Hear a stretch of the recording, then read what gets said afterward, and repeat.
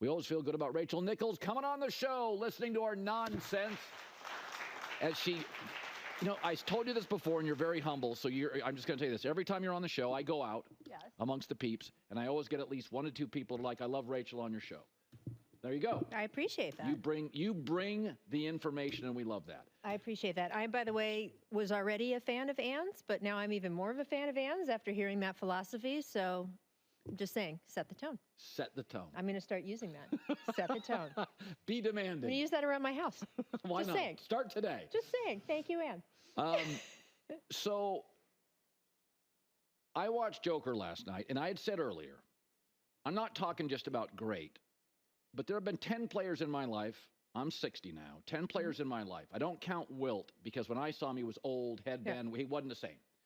But there have been 10 players, all multiple titles, didn't just produce, didn't just dominate other players, but kind of like own the league for years. Giannis would be just outside, but there's 10, and it's a lot of predictable. Kareem, Magic, Bird, LeBron, Steph, Duncan, Hakeem, all this stuff. I'm watching last night against the best defensive team in the league. Joker is seeking out the defensive player of the year. That's Tyson in his prime. That's MJ when you watch MJ say, all right, Pistons, bring your best defense, and I'm going to drop 40. Yep. Do we have to say Joker now is he graduated to that all-time stuff class? Look at the number of players who have ever won 3 MVPs. It is a short list, and it is greats. He is absolutely on the list of great all-time players. He just is. And if you're not noticing that, then you're a hater or you're not paying attention. He's won 3 of the 4 last MVPs, and in a lot of those races, it hasn't been close. This one was not close. There was nobody, in my mind, who touched him. And I love Shea. He's an incredible player. Yes. Did something great the other night and showed just how much touch he has with his team, knowing when to shoot, knowing when to lay off, knowing when to pass. I think Luka is super exciting, and I think he will end up winning a title. But Jokic was better. I mean, he just clearly is a generational player. And what he did to Rudy Gobert last night, I don't know if Rudy stole his girlfriend in another life. I don't know what was happening there, but he set the tone on Rudy, to quote your wife. And I'm telling you, he has a little history with Rudy, as many people around the NBA do. Yeah. I don't know if your listeners have heard the Jamal Murray story, but Jamal likes to tell a story of a game that they were playing against Gobert. And, Gobert basically called off a double team. Double team came over to help Rudy on Jokic, and Gobert calls off the double team. And Jokic, who does not talk trash, just looked over at Rudy and said, "Brother, I have 47. and so,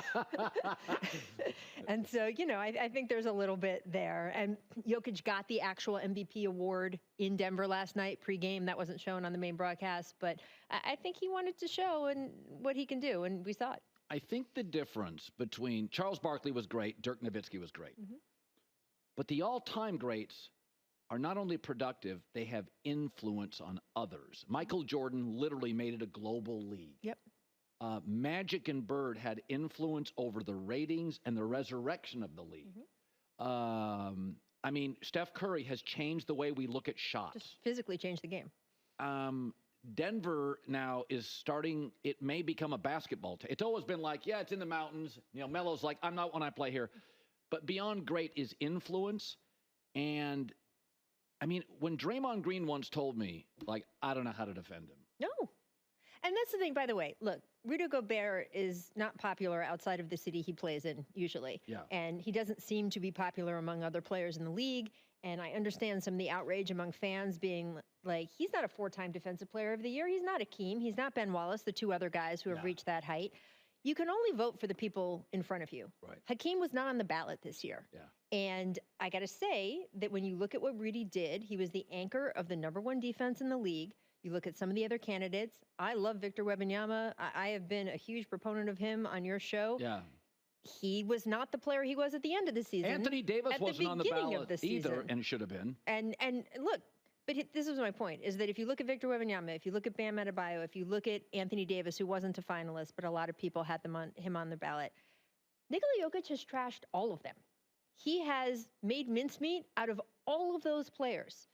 He took AD to school during some of these Lakers series. He took Bam to school in the NBA Finals, right? I mean, we have seen him make mincemeat out of every single guy. So, no, I get it. Rudy Gobert did not look like the Defensive Player of the Year last year, but I don't think anybody ever looks like the Defensive Player of the Year against Jokic. I just don't. So we all love the Knicks story, and we all love Jalen Brunson. Indiana is so bad defensively, you could be a casual, watch it. The Knicks started 4 guards, not even big guards. And not their starting. And dominated the boards. Like, I think as much as we like the Knicks story, and everybody's been all in, last night it really hit me. The Knicks are missing 4 of their top 8 players and are going to get to the Eastern Conference Finals. It was bad before Dame and Giannis got hurt. Mm-hmm. Some of this, don't we have to pump the brakes and go, the East hasn't been good for years. It may have been atrocious this year. I would say this. I would say that Giannis got hurt and Joel Embiid got hurt. And if Butler too, yeah. Right? And if next year, I'm wishing good health on everybody. Right. But if Jokic gets hurt and Anthony Edwards gets hurt, it will be a very different playoffs in the West than it is this year. Right. So I do think you just kind of have to, there's some bad luck that happened in the East. That being said, yes, the quality, 1 through 5 teams are in the West right now. Yeah. And it's only getting more competitive. And we talk about what are the Lakers going to do with their head coaching job? What is this team going to do? What are the Suns going to do? You have to remember they're playing in the West. Well, and you have to get past those teams. We talked about this too, Rachel. If you look at the 3 teams that have the most draft capital, it's like Utah, OKC. San Antonio. It's all Western teams. If you look at the rising stars, it's Wemby and SGA. If you look at the players in there, Anthony Edwards. So it's like, it's not even there yet. Nope. The last 2 dynasties. If Denver wins, Denver, the Warriors. So it is what it is. But you mentioned Coach K. Is part of this to legitimize the J.J. Redick hire, that they've made a decision and they want to legitimize the choice? I don't think they've made a decision yet. You don't? I don't. I think they're casting a very wide net. I don't think it's a great look. Obviously, if they end up with the right coach, it'll be fine and people will forget these 3 weeks. But I look, the Suns, I don't think they should have fired Frank Vogel, but at least they knew what they were doing afterward. 24 hours later, Coach Bud was hired.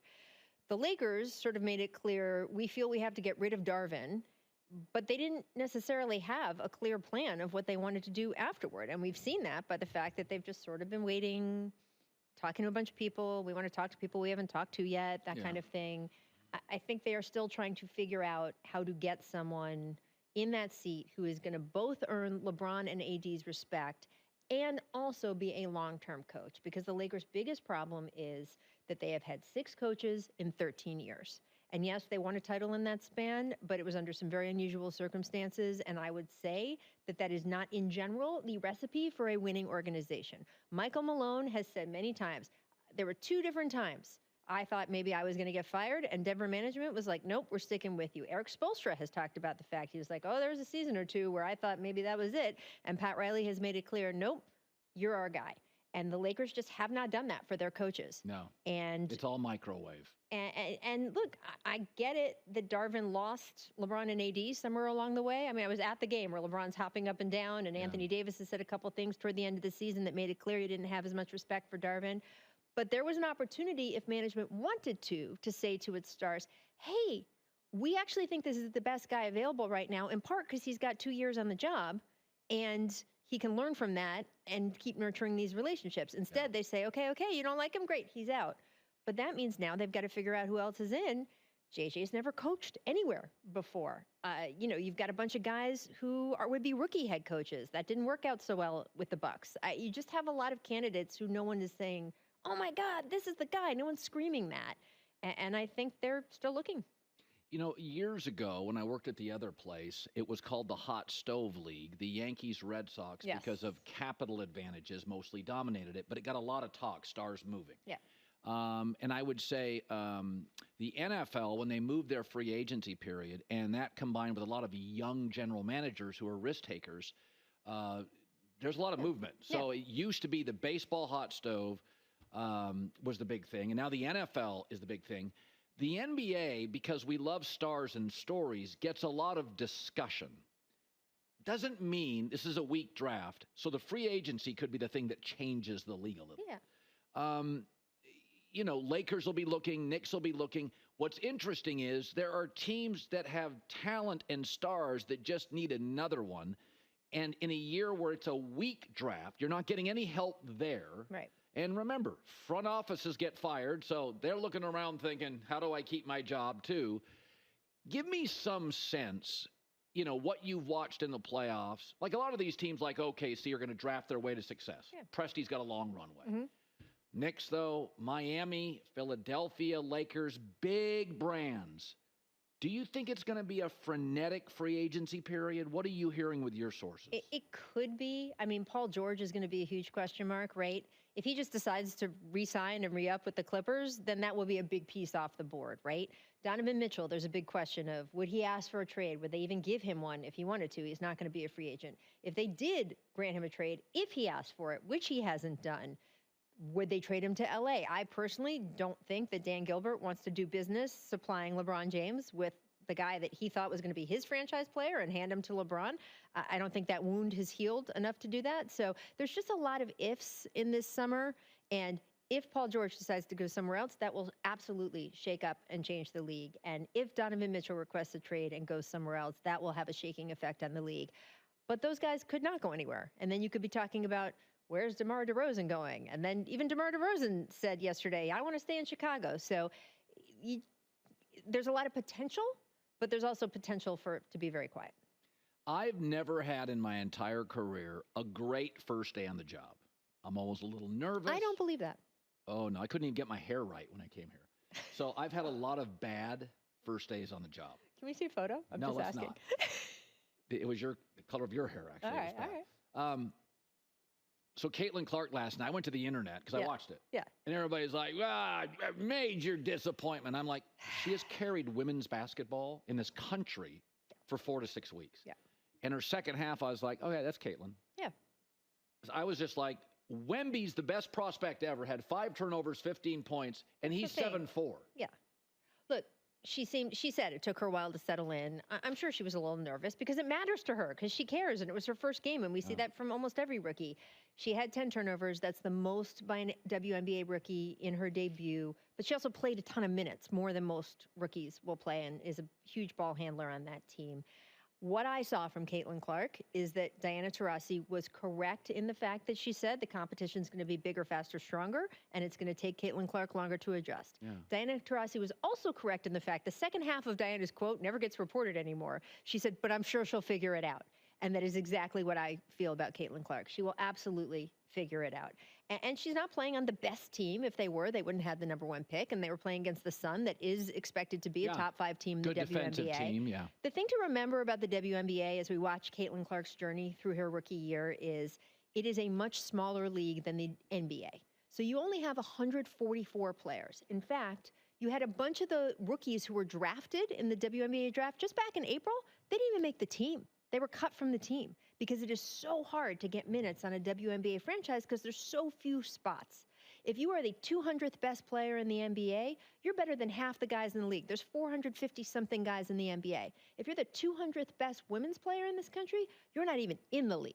You don't make it because there's only 144 spots. So that is the level of competition that Caitlin Clark is up against. It will take her a little time to adjust, and also she will be fine. Yeah, it took her a half. Yeah. Took a half to adjust. Yeah. A true story. I left my car running my first day on the show. I was just reminded of that. I went down in the garage. It was running.